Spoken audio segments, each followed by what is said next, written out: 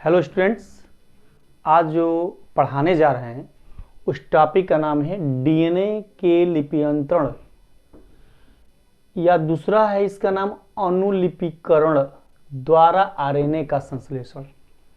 इसका मतलब ये हुआ कि जो आरएनए के संश्लेषण की बात हम करते हैं तो आरएनए का संश्लेषण मतलब क्या होता है कि आरएनए का निर्माण किसके द्वारा, डीएनए के लिप्यंतरण द्वारा आरएनए का निर्माण। संश्लेषण मतलब यही था, सिंथेसिस का मतलब यही होता है। और डीएनए से तो मैं एक क्वेश्चन कर रहा हूं कि भाई लिप्यंतरण किसे कहते हैं, सीधी सी बात है।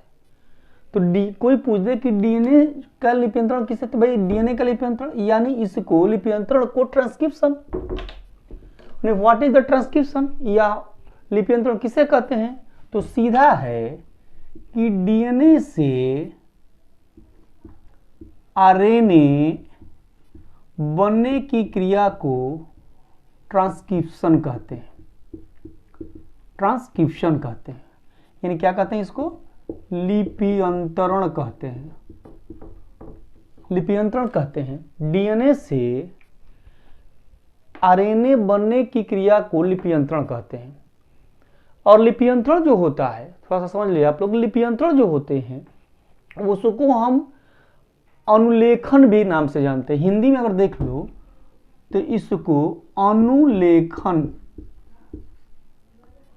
अनुलेखन भी कहते हैं। इसका एक और भी नाम है अनुलिपिकरण भी कहा जाता है। तो कोई पूछ दे कि ट्रांसक्रिप्शन किसे कहते हैं, लिप्यंतरण किसे कहते हैं, अनुलेखन किसे कहते हैं, तो डीएनए से आरएनए बनने की क्रिया को ही हम कहते हैं लिप्यंतरण। तो लिप्यंतरण जो है, आरएनए हम बनाने की बात कर रहे हैं, तो आरएनए कैसे होता है इस पर थोड़ा सा देखा जाए। आप अच्छी तरह से जानते हो कि ये डीएनए है, और डीएनए जो होता है डबल हेलिक्स यानी द्विकुंडलनी होता है, डबल हेलिक्स। और आरएनए जो है एक तंतु जैसा, एक फिलामेंटस होता है, एक तंतु का बना होता है। और ये दो कुंडलनी होता है, ये एक कुंडलनी होता है। तो डीएनए दो कुंडलनी से एक कुंडलनी कैसे बनता है, इसी पर हमारा डिस्कस भी रहेंगे। तो डीएनए से आरएनए बनने की क्रिया को लिप्यंतरण या ट्रांसक्रिप्शन कहते हैं। क्लियर, ट्रांसक्रिप्शन कहते हैं या इसे अनुलेखन कहते हैं। और डीएनए से आरएनए कैसे बनता है इसी पर हमारी डिस्कस रहेगी। तो थोड़ा सा इसको देखते हैं हम लोग कि जैसे आप जानते हो कि डीएनए जो होते हैं, तो डीएनए जो है दो सूत्री होता है। मान लीजिए ये डीएनए है, क्या भैया, ये जो है डीएनए है, और ये डीएनए है ATGC ATTGCAT, ये मान लीजिए ये एक फिलामेंट से, जिसको हम है ना आपको कह सकते हो कि 5 से 3 एक हो गया। और दूसरा इसका जो फिलामेंट जो होते हैं, आप जो पढ़े होंगे, अगर डीएनए के बारे में अधिक जानकारी है, मैं लास्ट वीडियो जो पिछले वाले वीडियो आप देखिए, उसमें डीएनए की संरचना के बारे में हम बताए हैं आपको। दूसरा है ए के सामने टी, टी के सामने ए, जी के सामने सी, सी के सामने जी, ए के सामने टी, टी के सामने ए, टी के सामने ए, जी के सामने सी, सी के सामने जी, टी और ए। ये क्या है भाई, डीएनए है। और जानते हो ए और टी के बीच में हाइड्रोजन का डबल बॉन्ड लगता है, और जी और सी के बीच में हमेशा हाइड्रोजन के ट्रिपल बॉन्ड लगता है। क्लियर। तो बात करते हैं कि डीएनए, तो एक जो होता है इसमें 5 से 3 और एक होते हैं तंतु 3 से 5, दो होते हैं। और यह डीएनए जो होता है, इसमें अगर आप देखोगे तो यह डीएनए क्या होता है, तो यह डीएनए जो है बनेगा आरएनए में। क्या बनेंगे, आरएनए में। तो आरएनए में जब बनेगा, तो आरएनए की बात कर रहे हैं हम लोग, तो डीएनए से आरएनए, तो इसमें दो तंतु हैं, 5 से 3 और 3 से 5। ये पूरे डीएनए दो सूत्री है।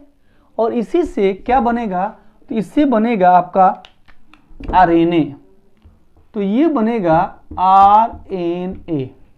तो तो आरएनए जो बनेंगे, तो आरएनए क्या होगा? तो अब देखें इसमें कि आरएनए कैसे बने, लेकिन इसको थोड़ा समझते हैं हम लोग। इसमें समझना ये है, इसको कहते हैं नॉन टेम्पलेट। इस जो है 5 से 3 वाले सूत्र को हम बोलते हैं, इसको हम बोलते हैं नॉन टेम्पलेट। नॉन टेम्पलेट, या एक और इसका नाम है दूसरा, इसका दूसरा नाम जो है उसको बोलते हैं कोडिंग। कोडिंग स्टैंड किसको बोलते हैं? 5 से 3 वाले को। इसका नाम क्या दिया गया भाई? इसका नाम दिया गया है टेम्पलेट। क्लियर्स? ये टेम्पलेट स्टैंड है या नॉन कोडिंग स्टैंड है। इसको सेंस भी स्टैंड कहते हैं। तो ये जो है नॉन कोडिंग और कोडिंग जो है स्टैंड्स होते हैं। जो स्टैंड्स होता है तो नॉन कोडिंग और कोडिंग स्टैंड्स होते हैं। इसकी हम बात करते हैं तो दो होता है, एक नॉन टेम्पलेट और टेम्पलेट। एक 5 से 3 और 3 से 5। लेकिन जो इसमें का टेम्पलेट कोड होता है, जो 3 से 5 होता है, यही जो है इसी का लिप्यंतरण होता है। किसका होता है? 3 से 5 का लिप्यंतरण होता है, यानी ट्रांसक्रिप्शन होता है। ट्रांसक्रिप्शन होता है, किसका ट्रांसक्रिप्शन होता है? डीएनए का ट्रांसक्रिप्शन होता है। कौन से सूत्र के? डीएनए के सूत्र 3 से 5 होता है, वही लिप्यंतरण होता है। होता क्या है कि 3 से 5 वाला जो है, यही जो है कोडिंग जो है आपके बनते हैं। क्या होता है? जो टी के सामने ए आएगा, थोड़ा देखिएगा आप, और ए के सामने टी आएगा। जहां टी आएगा वहां पर क्या बन गया? यू। और जी के सामने सी होगा, जी सी के सामने जी, जी के सामने सी होगा। टी के सामने जो है, टी के सामने की बात करते हैं तो वहां पर ए होगा। और जहां पर ए है तो ए के सामने क्या आएगा? टी आना चाहिए। जैसे ए के सामने टी है तो ये जो भाई नॉन टेम्पलेट है, तो ये भी नॉन टेम्पलेट बनेगा, टेम्पलेट का नॉन टेम्पलेट। तो ए के सामने क्या आएगा? टी आएगा। और ए के सामने टी आएगा, लेकिन टी की जगह पर क्या हो जाएगा? टी के जगह पर क्या हो जाएगा? यू। और ए के सामने टी आएगा तो वहां भी यू हो जाएगा। जी के सामने, सी के सामने जी, जी के सामने सी, और टी के सामने ए, लेकिन ए के सामने जो टी आएगा वहां पर क्या होगा? यू। तो आपने क्या देखा कि जहां जहां पर टी आ रहा था वहां वहां पर क्या हो गया? यू हो गया। और क्या बन गया? आरएनए।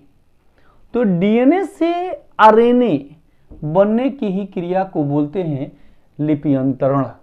यानी अब जो है कौन सा हो गया? लिप्यंतरण द्वारा। किसके द्वारा? डीएनए के लिप्यंतरण द्वारा क्या बन गया? आरएनए बन गया।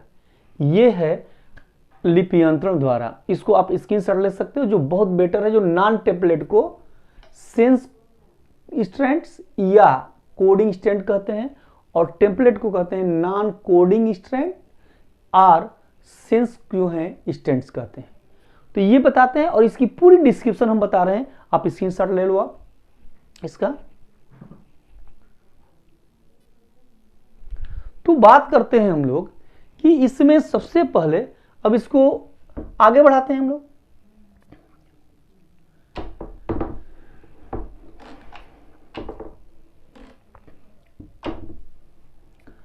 तो इसमें सबसे पहले कि लिप्यंतरण की जो विधियां होती है वह होता है 3 अवस्थाओं में होते हैं।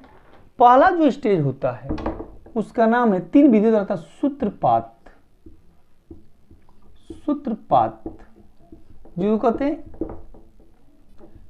जिसको हम कहते हैं इनिटिएशन। दूसरा जो होता है उसका नाम है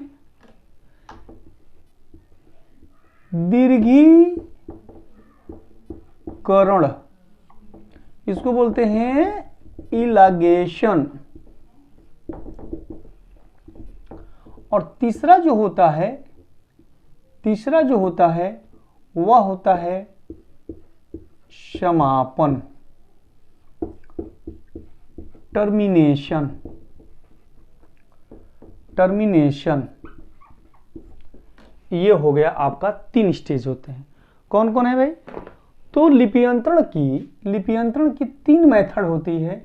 एक होता है सूत्रपात इंटिएशन, दूसरा होता है दीर्घीकरण और तीसरा होता है समापन। पहला हम लेते हैं इसमें सूत्रपात। सूत्रपात में आप जानते हो कि डीएनए, क्लियर, डीएनए 2 सूत्री होता है। एक होता है 3 से, एक होता है 5 से 3 और एक होता है सूत्र 3 से 5। तो जो 3 से 5 जो है होते हैं वह क्या कहलाते हैं? आपके कहलाते हैं टेम्पलेट, है ना। तो टेम्पलेट वाले कोड ही जो है चेंज होता है और डीएनए के कहीं ना कहीं 5 सिरे, जैसे ये 5 जो है पॉइंट्स हैं, आप बात करते हैं 5 जो पॉइंट्स है, इससे पहले कहीं ना कहीं एक रीजन होता है, कोई ना कोई एक रीजन होता है जिसको हम कहते हैं प्रोमोटर रीजन। प्रोमोटर रीजन,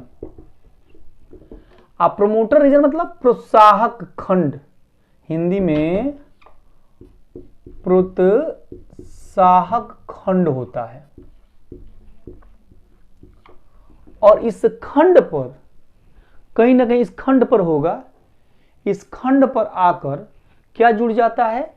तो इसमें आकर, मान लीजिए पूरी खंड है, इस खंड में आकर जुड़ जाता है एक एंजाइम जिसका नाम है RNA पॉलीमेरेज एंजाइम। क्या जुट गया? RNA polymerase enzyme. RNA polymerase enzyme आकर जुड़ जाता है। किस पर जुड़ता है? 5 से जो है 3 वाले सिरे पर आकर जुड़ जाता है। जब जुड़ता है तो आप जानते हो, ये भी बता रहे थे कि इनके बीच में ये बंद होता है, जो हाइड्रोजन के डबल बॉन्ड होते हैं, जो दोनों सूत्रों को जोड़ने का काम करता है। RNA पॉलीमेरेज एंजाइम जब जुड़ता है तो होगा क्या?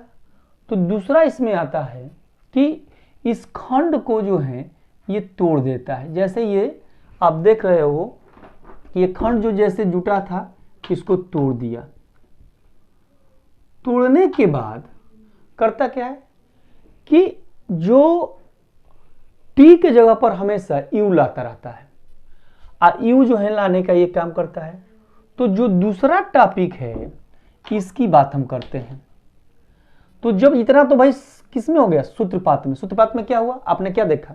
सूत्रपात में ये देखा कि जो डीएनए होते हैं वो 2 सूत्री होते हैं और इसके तीसरे खंड से पहले, 5वें खंड से पहले कहीं ना कहीं एक क्षेत्र होता है। उस क्षेत्र का नाम रखा गया है प्रमोटर रीजन, प्रोत्साहक खंड। उस प्रोत्साहक खंड में क्या जुड़ जा रहा है भाई? RNA polymerase enzyme. RNA polymerase enzyme ये जुड़ जा रहा है।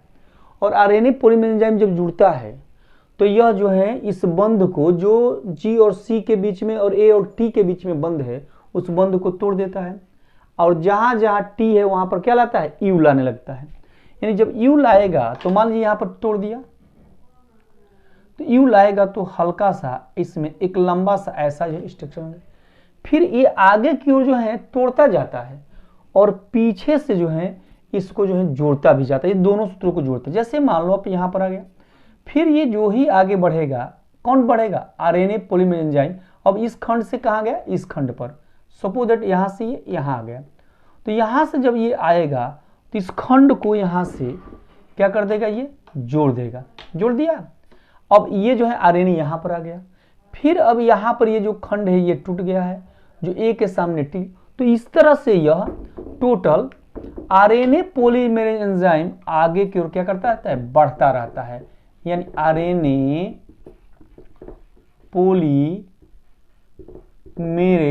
एंजाइम आगे की ओर, मान लीजिए यहां पर बढ़ गया, तो यहां पर जब बढ़ गया तो यहां से जो है ये पीछे वाले को जो है जोड़ता जाता है। और इसमें जो सूत्र है, जो RNA, ये है RNA, ये है RNA। तो ये आगे की ओर बढ़ रहा है। आगे की ओर जब बढ़ रहा है तो ये पीछे से इसके फास्फेट जो हैं, जो बांड होती हैं, उन फास्फेट के अणुओं को माने डाई फास्फोएस्टर बांड आपस में जोड़ जोड़कर आरएनए बनाता भी रह रहा है। किसका काम है ये? आरएनए पॉलीमरेज एंजाइम के। अंत में एक स्थान होता है ना, वो स्थान से जो है यह जो है हट जाते हैं और एक लंबा सा इसमें ये वाले जो कि आपको इसको यहां हम दिखा रहे हैं, एक लंबा सा ऐसा धागा जैसी ऐसे रचनाएं जो है निर्माण हो जाती है, जिसका नाम रखा गया है आरएनए। क्या नाम रखा है? आरएनए। और ये होता है किस में? तो ये होता है तीसरा नंबर जो पॉइंट्स है हमारा समापन। समापन में लास्ट में ये सब जुड़ जाते हैं और यह आरएनए आसानी से ये जो बाहर निकल जाता है उस प्रकार से निकलता है जैसे आलू के छिलके को आसानी से हम जो है ऊपर से छिलके को हटा दिया जाता है, ठीक उसी प्रकार डीएनए से जो है आरएनए जो है उसी प्रकार से अलग हो जाता है और अलग होकर ठीक ना यह आरएनए यानी पैलिंड्रोम जो स्थान होता है उससे ये अलग हो जाते हैं और अलग होकर जो है यह आरएनए का निर्माण करते हैं। किसमें? समापन में। आपने क्या देखा? पूरी विशेषताएं बता दें कि सूत्रपात्र में डीएनए के खंड को आपस में तोड़ रहा है। कौन तोड़ रहा है? RNA polymerase enzyme. तो कई क्वेश्चन आते हैं कि लिपियंत्रण में आरएनए की खंडों को तोड़ने का काम कौन कर रहा है? तो आरएनए पॉलीमरेज एंजाइम्स। और टी के जगह पर यू लाता रहता है, अभी मैंने आपको फिर द्वारा समझाया। और ठीक उसके आगे धीरे धीरे ये बढ़ता रहता है। ये इलांगेशन में, इलांगेशन मतलब होता है लंबा होना, यानी बढ़ रहा है, आगे की ओर बढ़ता चला जा रहा है। और अंत में वह उस प्रकार से आरएनए अलग होता है जिस प्रकार से आलू से जो है छिलके अलग हो जाते हैं, उस प्रकार से आरएनए अलग हो गया और डीएनए ठीक वैसे के वैसे ही रहा। और इसी को हम लोग कहते हैं डीएनए का लिपियंत्रण। ये पूरी प्रोसेस जो हुई आपको हम जो बताए, ये पूरी जो है आपको अगर अच्छा लगा तो हमारा जो है वीडियो शेयर करें, लाइक करें और सब्सक्राइब करें। धन्यवाद।